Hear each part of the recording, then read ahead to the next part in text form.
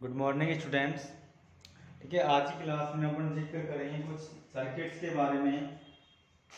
Heading लगाइए various type of AC circuit. विभिन्न प्रकार के एसी परिपथ।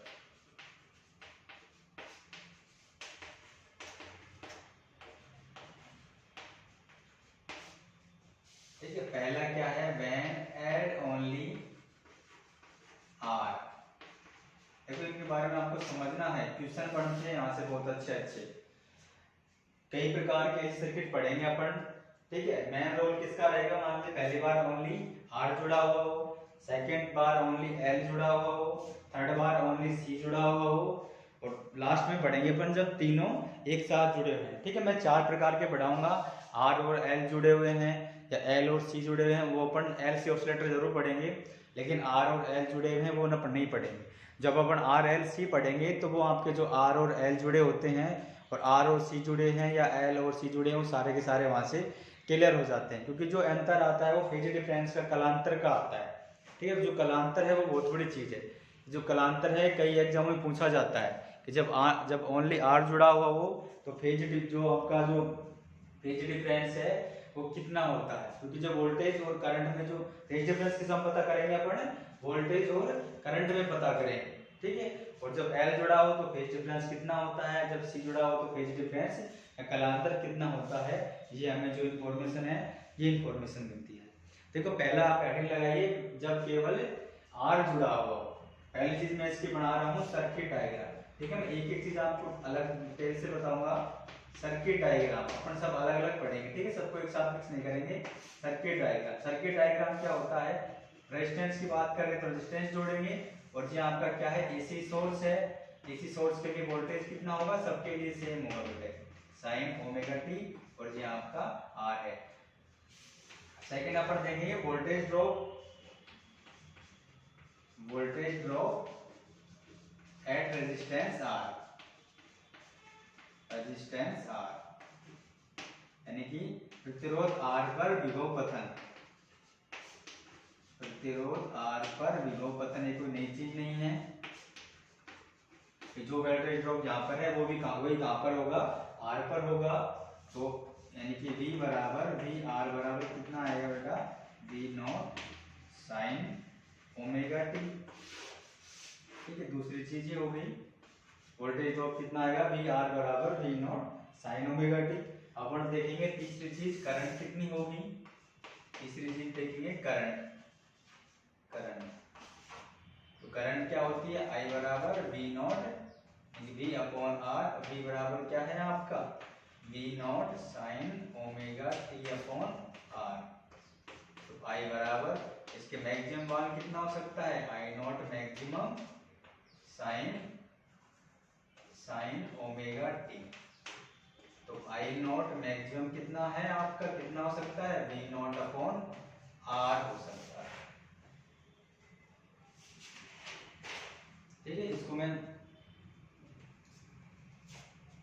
अब देखो यहाँ से अपन को एक चीज और क्लियर हो रही होगी। ये तो आपका आई है। ठीक है, अपन को ये देखना है, ये काम की चीज है। ये समीकरण बी है और इसको समीकरण आप ए मान लो।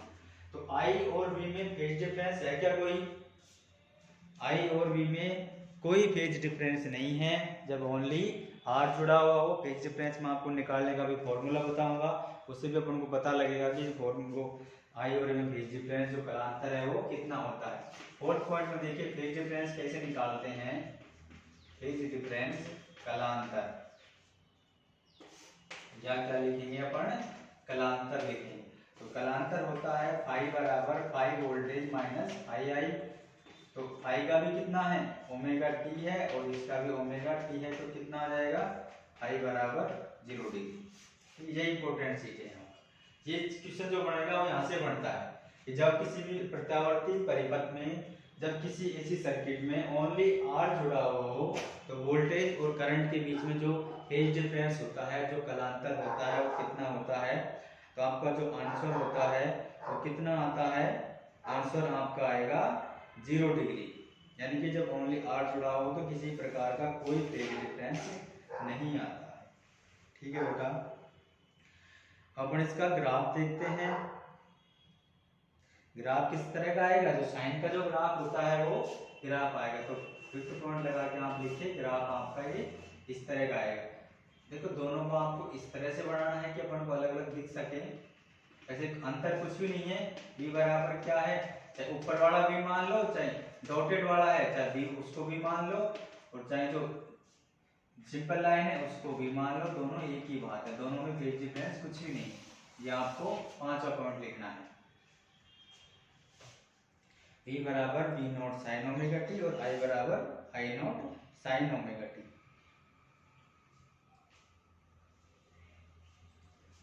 ठीक है, मिटा रहा हूं उसको।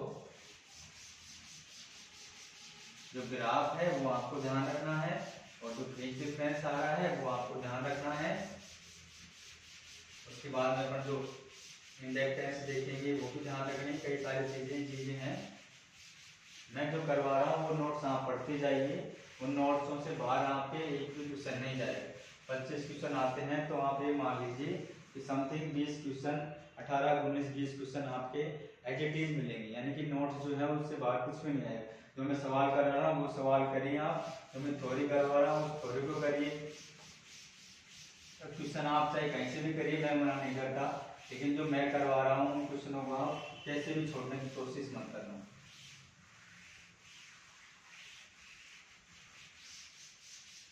तो मैं आपको जो पढ़ा रहा हूँ, मैं आपको स्कूल लेक्चर का जो पेपर आता है उसके अकॉर्डिंग पढ़ा रहा हूँ। ठीक है, उससे आर्ट पेपर आपका आएगा नहीं। ये जरूर है कि सर मैं लेंथ करवा सकता हूँ कुछ चीज़ों को सिलेबस, लेकिन मैं आपको पूरी चीज़ें कवर कराऊंगा। यानी कि अगर मेरे नोट्स पढ़ लिए आपने तो बाहर से आपको कुछ ही पढ़ने की जरूरत नहीं है, ये मैं आपको दावे के साथ कह सकता हूँ। अपन देखते हैं ग्राफ देखते हैं इसका। नेक्स्ट पॉइंट जो है 6 जो है साइनसोइडल वेव, ज्यावक्रीय ग्राफ, साइनसोइडल ग्राफ। ठीक है, मैं जब इंग्लिश लिखता हूँ ज्यादा हिंदी भी बोलता हूँ तो हिंदी वाले हिंदी में नोट करा करो। ठीक है, ज्यावक्रीय आ रही तो ज्यावक्रीय सॉरी करा तो फिर ज्यावक्रीय तो हो गया अभी। उसके बाद आता है आपका फेजर आ रही, इसको भी अपन पढ़ते चलते हैं साथ साथ। फेजर आ रही, फेजर आ रही क्या होता है, ये होता है ज्यादा मोबाइल नहीं करनी, इसमें सिंपल सी लाइन खींचते हैं, उसमें अपन बताते हैं। जब ओनली रेजिस्टेंस जुड़ा हो तो फेजर आ रहेगा आपका इस तरह का होता है। V और जो I होते हैं वो एक ही डायरेक्शन में होते हैं, यानी किसी प्रकार का जो कलांतर है वो नहीं होता है। I बराबर कितना होता है 0 डिग्री। ठीक है बेटा, तो ये आपका हो गया जब ओनली क्या जुड़ा हुआ हो, ओनली रेजिस्टेंस जुड़ा हुआ हो। ठीक है, सारी चीजें क्लियर होगी। जो मेन चीज थी वो क्या थी, जो कलांतर है वो 0 डिग्री का होता है।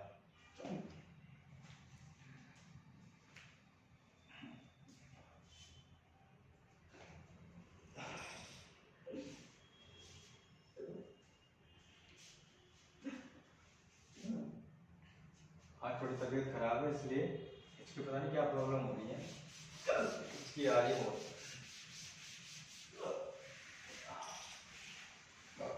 नेक्स्ट है आपका जब ओनली प्रेरकत्व जुड़ा हो या इंडक्टेंस जुड़ा हो, व्हेन ऐड ओनली एल, जब केवल प्रेरकत्व जुड़ा हो।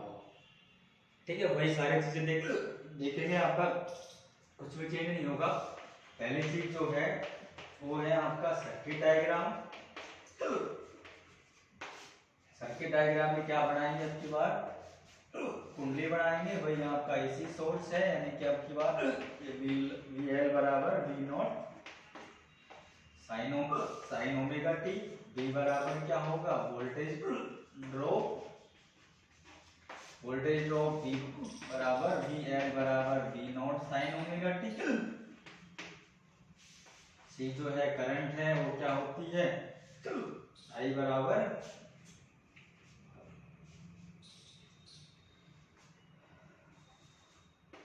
VL बराबर क्या होता है, L VI अपॉन dt।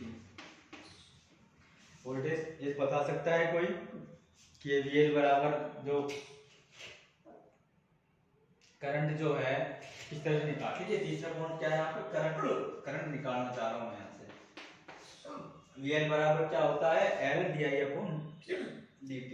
तो इसको पता होना चाहिए कहाँ से आया है, मैं बता देता हूँ। देखो विद्युत वाहक बल हो चाहे वोल्टेज हो, तो दोनों एक ही बात है। क्या होता है, d/dt होता है किसी कॉइल के लिए।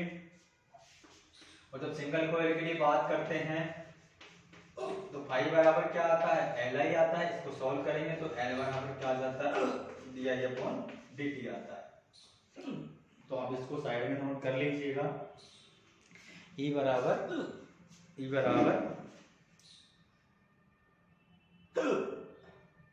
है, E बराबर VL है अपना, E बराबर L di/dt। मुझे यहाँ से क्या क्या चाहिए, करंट चाहिए।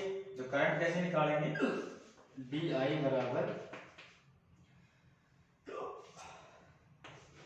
VL/L dt। VL का मान मैं ये रखूंगा 1/L V0 sin omega t dt। वाला मिटा रहा हूँ।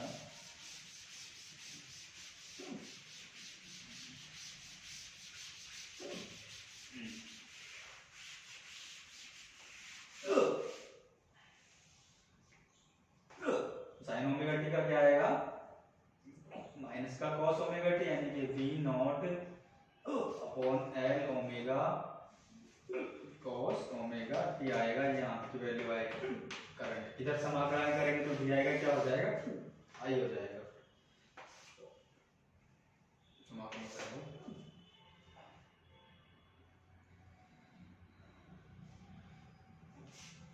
इसको मैं प्लस में बढ़ाऊं, यानी कि आई बराबर माइनस V0/ओमेगा है साइन पाई/2 माइनस ओमेगा टी लिख सकता हूँ ऐसे। साइन 90 माइनस थीटा बराबर क्या होता है, cos थीटा होता है। इस माइनस को अंदर ले जाऊं तो आई बराबर V0/ओमेगा L sine omega T minus पाई/2। ये आपकी करंट की इक्वेशन है। ये आपका V है और ये आपका क्या था, ये आपका A था।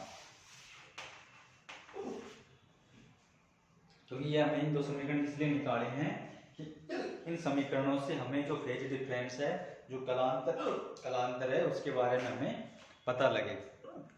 ठीक है, अब देखते हैं आगे।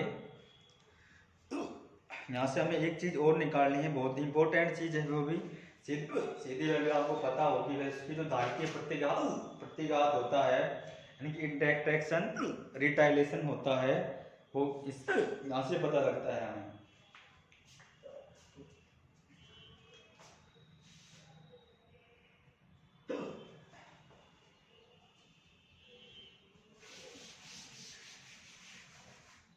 ठीक है, तो इसको मैं क्या लिख सकता हूँ, इसको मैं लिख सकता हूँ V0/ओमेगा L बराबर V0/XL।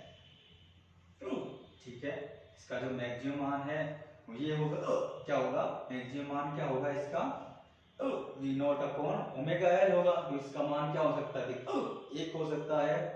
तो जो ओमेगा L है, अब देखो एक करंट है, कि करंट क्या होती है आपकी, वोल्टेज अपॉन रेजिस्टेंस होती है। तो ये तो वोल्टेज होगी ऊपर, और नीचे के नीचे तो सारी जो टर्म है किसकी होंगी, वो रेजिस्टेंस की टर्म होंगी। तो ओमेगा L बराबर क्या लिख दिया मैंने, XL लिख दिया। अब ये जो XL बराबर क्या है, ओमेगा L। ये जो एक बात ध्यान रखना इसमें, ये जो L है वो x के टर्मों में होता है, जो L है वो x के टर्मों में होता है, लेकिन जो ओमेगा होता है L के मल्टीप्लाई में होता है। जो XL है वो कहलाता है आपका इंटरैक्शन रिटेलाइजेशन।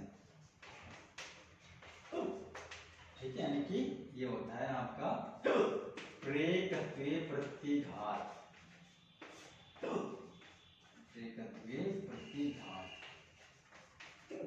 ठीक है बेटा,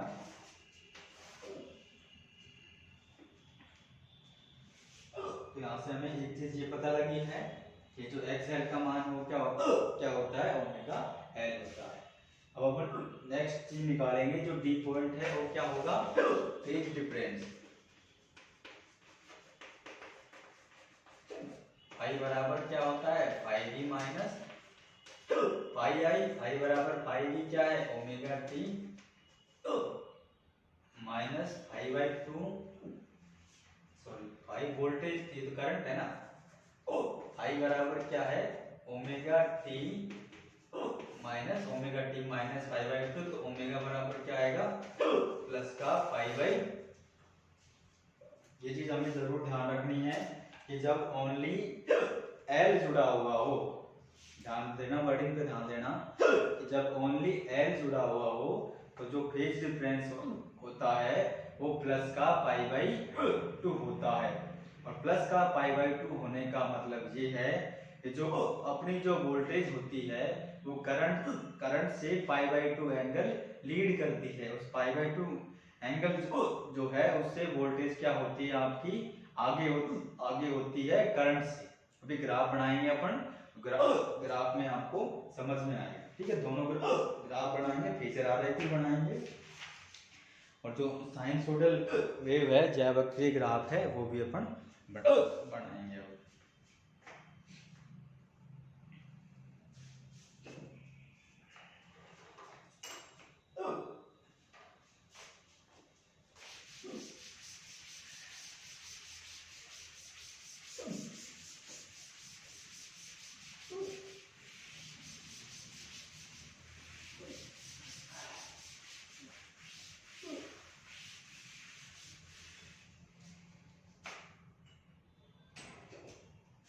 ठीक है, पहले वही पॉइंट जो है आपका साइनसोइडल वेव,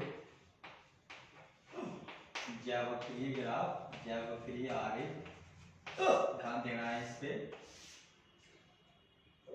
ये आपका एक ये है और आपका एक ये है, ठीक है। एम्पलीट्यूड सेम है, एम्पलीट्यूड का कोई चक्कर नहीं है, तो मैंने अलग अलग बताया इसलिए। ये आपका क्या होगा बेटा, ये आपका वोल्टेज है V naught sine omega T, ये जो है आपकी जो करंट है I naught sine omega T minus phi by, ठीक है। तो पता लग रहा है कि जो वोल्टेज है वो क्या है, आगे है, ठीक है। वोल्टेज आगे है आपका पाई बाई टू एंगल से। इस ग्राफ को और अच्छी तरह से बनाएं तो इसको ऐसे कर सकते हैं अपन, ये बनाया है मैंने अभी, ये बनाया। तो ये जो स्टार्ट, जो इसको मैं और इधर ले जाऊं माइनस में, ये स्टार्ट कहां से हो रहा है, ये स्टार्ट यहाँ से हो रहा है, और जो करंट है वो यहाँ से स्टार्ट हो रही है। तो आगे कौन सा है, ग्राफ से पता लग रहा है कि आगे क्या है, वोल्टेज है, V naught sine omega T है। जो करंट है डॉटेड लाइन से दिखा रखी है, तो I naught sine omega T minus pi by to. दोनों ग्राफ बनाने हैं।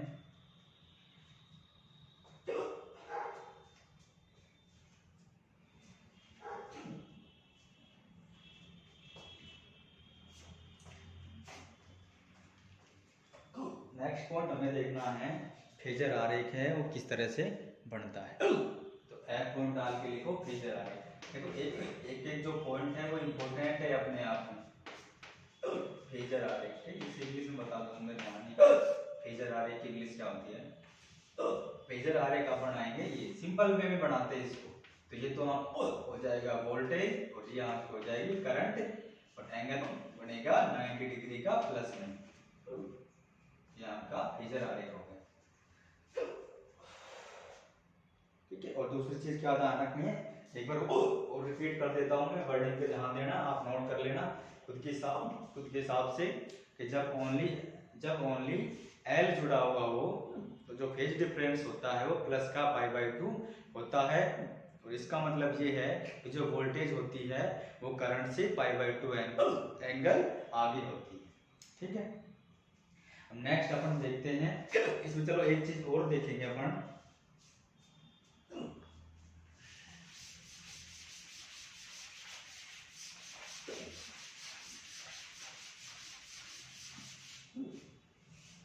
एक चीज और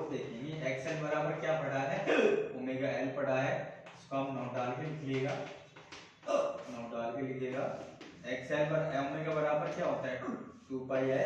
तो जो एक्सएल होता है और जो एफ होता है इसके बीच में ग्राफ आता है आपका 0 डिग्री। तो यानी कि जो धारितीय प्रतिघात और जो प्रेरकत्व है उसके बीच में सॉरी धारितीय प्रतिघात और जो आवर्ती है उनके बीच में जो ग्राफ आता है वो कैसा आता है प्रोपोर्शनल आता है।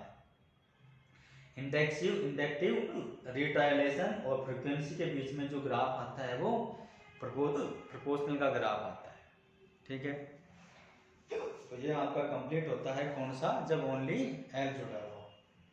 नेक्स्ट अपन देखते हैं सी जुड़ा हुआ, उसको भी देख लेते हैं, वो कंप्लीट हो पाएगा 10 मिनट के हैं।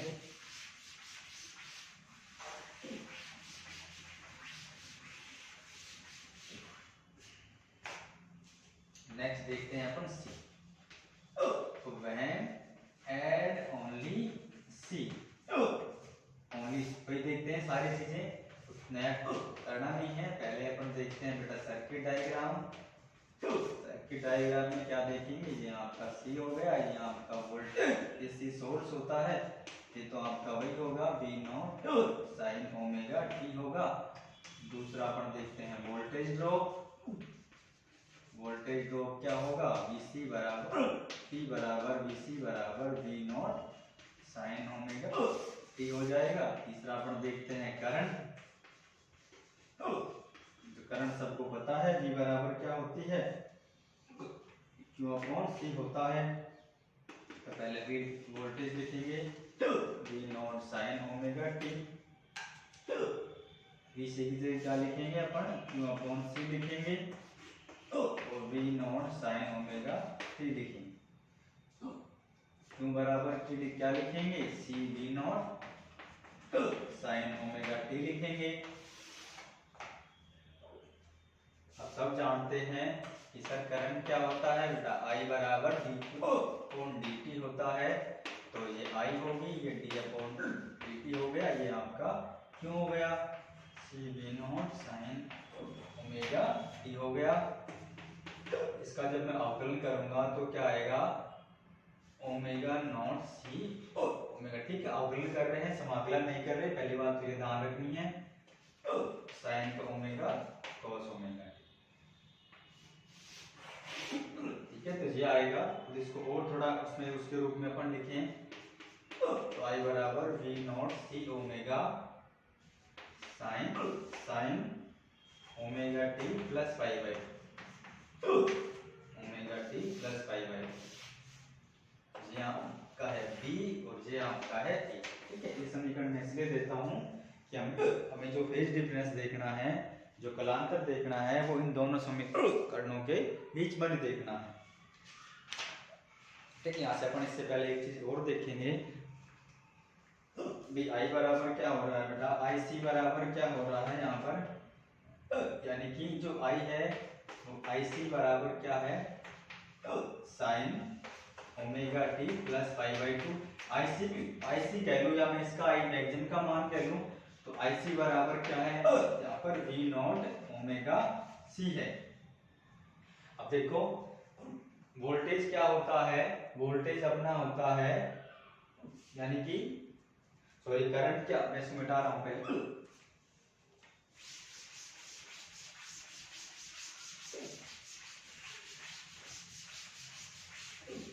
ठीक है, करंट क्या होती है, वही आपकी करंट वोल्टेज अपॉन रेजिस्टेंस होती है। तो पहले I0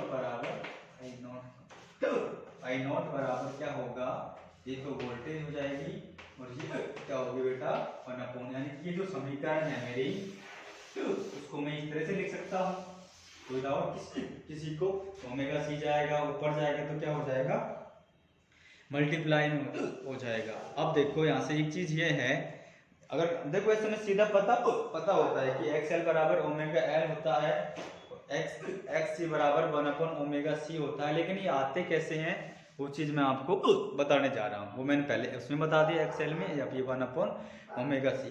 करंट क्या होता है, वोल्टेज अपॉन रेजिस्टेंस होता है। ये करंट हो गई, ये वोल्टेज होगी, सारा का सारा क्या होगा रेजिस्टेंस होगा। तो यानी कि I0 बराबर V0 upon XC। F C बराबर क्या है 1/ओमेगा। ये क्या कहलाता है आपका कैपेसिटेंस रिटाइलेशन, जो भी अभी लिखा था लिख लेना, आप इंग्लिश वाले सब जानते हैं। धारित्य प्रतिघात, ठीक है, मेरी इंग्लिश कमजोर है, आपकी अच्छी है। धारित्य प्रतिघात,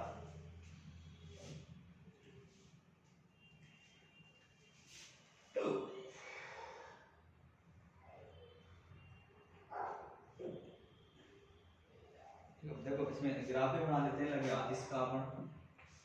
इसका ग्राफ क्या बनेगा, ओमेगा सी हो गया 1/2 पाई एफ सी हो गया, देखो ज्यादा करना नहीं है, ये एक्स सी हो गया, ये एफ हो गया। ग्राफ आपका इस तरह का आता है, ठीक है।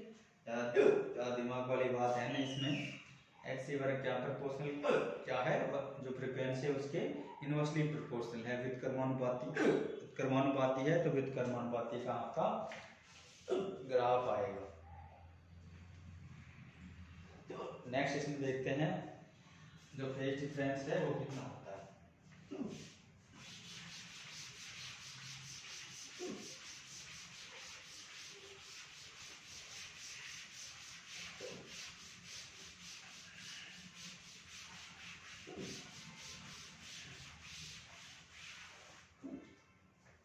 फेज डिफरेंस, नेक्स्ट पॉइंट जो भी है डी है या ई है, फेज डिफरेंस फाई बराबर क्या होगा बेटा, phi voltage minus phi current. Phi voltage है आपका ओमेगा टी और ये है omega T plus pi by two है, तो फाई बराबर कितना आएगा, माइनस का पाई बाई टू आएगा, ठीक है। तो अब मेरी वर्डिंग पे ध्यान देना आप लोग कि जब ओनली सी जुड़ा हुआ हो, खुद के साथ से आप नोट कर लीजिए, मैं भी लिखवा दूंगा वैसे, कि जब किसी एसी सर्किट में ओनली सी जुड़ा हुआ हो तो जो फेज डिफरेंस होता है वो माइनस का पाई बाई टू होता है, और इसका मीन ये होता है कि जो वोल्टेज होता है वो करंट से पाई बाई टू पीछे रहता है, ठीक है। जो एल है और सी में यही दिक्कत है, कंफ्यूजन में नहीं होना चाहिए कि जब आर जुड़ा है तो फेज डिफरेंस आपका 0 होता है, और वी और जो आई है दोनों एक साथ चलते हैं, और जब ओनली एल जुड़ा हुआ हो तो फेज डिफरेंस जो होता है वो प्लस का पाई बाई टू होता है, और जो वी होता है वोल्टेज होता है वो करंट से पाई बाई टू आगे चलता है। थर्ड पॉइंट ये है कि जब ओनली सी जुड़ा हुआ हो तो जो फेज डिफरेंस होता है वो माइनस का पाई बाई टू होता है, और जो वोल्टेज होता है वो करंट से पाई बाई टू एंगल पीछे चलता है, ठीक है। मैं इसका ग्राफ बना रहा हूं, पहले अपन साइनसोइडल ग्राफ देखेंगे। साइनोसोडियल ग्राफ या वक्रीय आरेख, देखो इसको ध्यान से देखो, कुछ भी नहीं है, ग्राफ आपको वही बनाना है, ठीक है। ग्राफ में आपको वही बनाना है, तो करना ये है कि जो वोल्टेज है उसकी जगह आप करंट रख दीजिए। अब ये जो है ये आपकी करंट है, i naught sine omega T plus pi by two है, ये जो है वो आपकी वोल्टेज है, ठीक है। कुछ भी नहीं करना है, बस आपको जो करंट की जगह वोल्टेज रख लेना है, वो वोल्टेज की जगह करंट रख देना है। फेजर आरेख किस तरह का बनेगा कि जो एंगल है वो कितना है, माइनस का पाई बाई टू है, और जो वोल्टेज है वो किसमें जाएगा, माइनस में जाएगा। नेक्स्ट जो है एफ पॉइंट है आपका फेजर आरेख, तो फेजर आरेख आपका इस तरह का बनता है बेटा, ये आपका BC है और ये आपका I है और ये आपका 90 डिग्री है, किसमें है, माइनस में है, ठीक है। और जब अपन तीनों पढ़ेंगे ना एक साथ तो और अच्छी तरह समझ में आएगा, वैसे कोई दिक्कत आनी नहीं चाहिए, जब तीनों में पढ़ाऊंगा तो आपको सारी चीजें अपने आप क्लियर होनी चाहिए।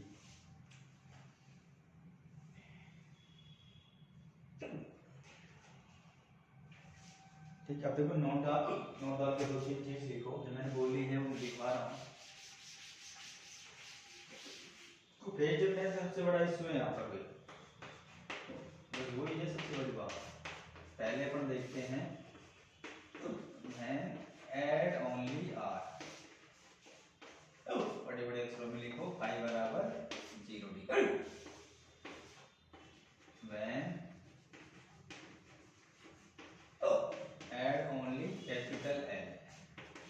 फाई बराबर प्लस पाई बाई 2। वोल्टेज आगे है आई से, ऐसे ध्यान रख लो। थर्ड है व्हेन एट ओनली सी, कि फाई बराबर जो है कितना है माइनस पाई बाई 2। वोल्टेज जो है पीछे है आई से, कितना एंगल पाई बाई 2 का एंगल है जो।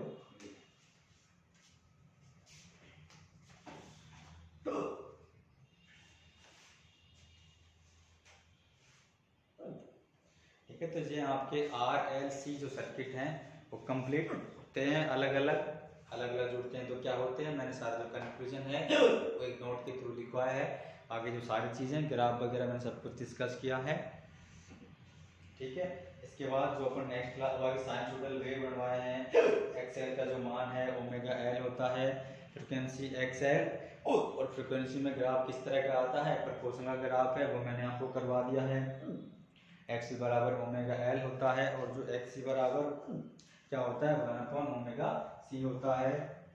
तो जो एक्स सी और जो फ्रीक्वेंसी है जो आवृत्ति है उसमें जो ग्राफ होता है वो इनवर्सली प्रोपोर्शनल यानी कि विद कर्मानुपाती का ग्राफ आता है, वो भी अपन ने करे हैं। सारी चीजें इसमें हो चुके हैं, इसमें से इससे बाहर कुछ भी नहीं जाएगा अगर यहाँ से क्वेश्चन आपका बनता है तो। ठीक है, सारी चीजें अपन डिटेल में पढ़ी है, फेज डिफरेंस पढ़ा है, सब कुछ पढ़ा है। नेक्स्ट क्लास में अपन जब तीनों आर एल सी जुड़े तो उसके बारे में अपन डिस्कस करेंगे। ठीक है, आज के लिए इतना ही, इससे आगे नेक्स्ट क्लास में। Thank you.